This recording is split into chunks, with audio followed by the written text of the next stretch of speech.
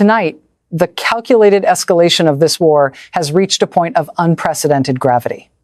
A critical strike unfolded, not over a period of weeks, but in the compressed timeline of mere hours.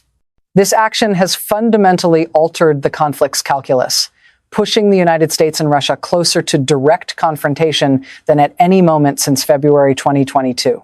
The entire Western security apparatus is now on the highest state of alert.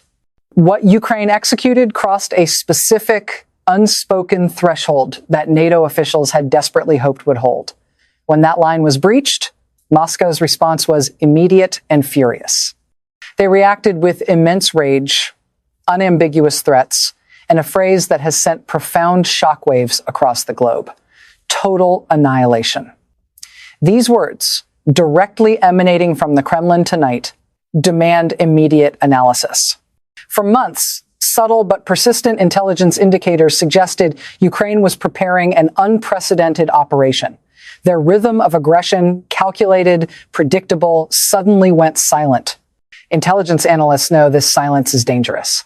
The sudden halt of specialized drone unit movements and key military leader communications signals an imminent, large-scale action. We now know that Ukrainian special operations forces were tracking a highly sensitive, politically vital target.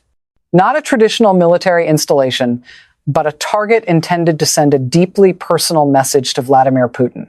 We can reach you anywhere. Early this morning, NATO surveillance systems detected a coordinated drone and missile strike deep into Russian territory, directly hitting a property untouched throughout the conflict: Putin's private residence in Novo Ogarevo, just outside Moscow. The symbolic weight of this strike is immense. This was not an ammunition depot. This was the highly protected personal home of the Russian president. It signals extreme escalation and a fundamental shift in Kyiv's strategic intent, forcing every global intelligence agency to pay immediate attention. The strike itself was surgical. Ukrainian forces utilized a combination of domestically produced long-range drones and modified Western-supplied munitions to penetrate Russia's heavily defended airspace. Although Putin was reportedly not present, the psychological and political impact was achieved. The Kremlin's response was not routine. It was an urgent, existential declaration. Official statements described the strike as a terroristic act, an act of war against the Russian state. Crucially, they labeled the action as justifiable grounds for the total and complete annihilation of Ukraine's decision-making centers. But threats are only effective if the target hesitates. Ukraine did the opposite. Within 6 hours of Russia's annihilation threat, Ukraine launched a massive, coordinated second wave of strikes on critical Russian military targets. President Zelensky stated clearly, "We do not respond to threats, we respond to actions, and our actions speak for themselves." Pentagon sources confirm Ukraine targeted Russia's ability to launch the threatened counterstrike. They hit radar installations, fuel depots, and command centers in Kursk that were actively preparing retaliation against Kyiv. This tactical escalation is precisely why the Pentagon issued urgent warnings to American citizens in the region.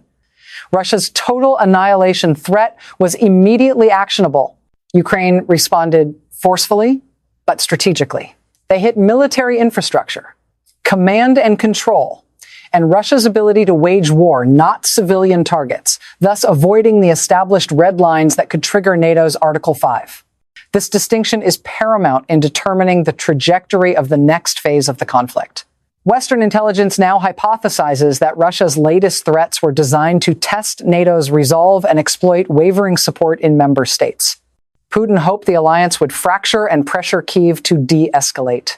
Instead, NATO issued a unified condemnation of the Russian threats, swift and unequivocal, successfully commanding the Kremlin's attention.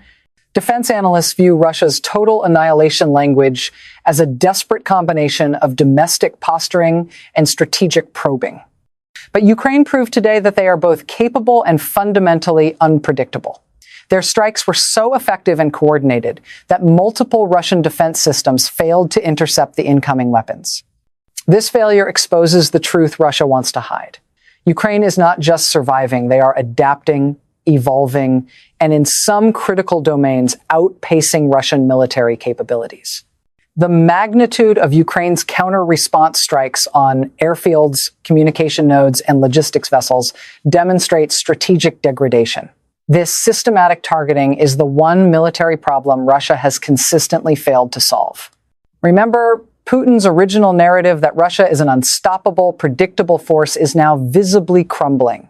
His personal sanctuary was struck by a nation he dismissed as a failed state. His military is being systematically degraded by weapons he claimed could never reach Russian soil. His explicit threats are being met not with fear, but with determined counterstrikes. The combined force of Ukraine's physical response and NATO's unified diplomatic stance has demonstrated a new reality. Russia's long-standing strategy of using nuclear-tinged threats to coerce the West and control the pace of the conflict has been actively neutralized. Tonight, Moscow attempted to turn the narrative from its own aggression to perceived victimhood. But the immediate, coordinated response from Kyiv and Brussels has proven that threats alone can no longer dictate the rules of engagement, forcing the Kremlin into a spiral of unpredictable political vulnerability.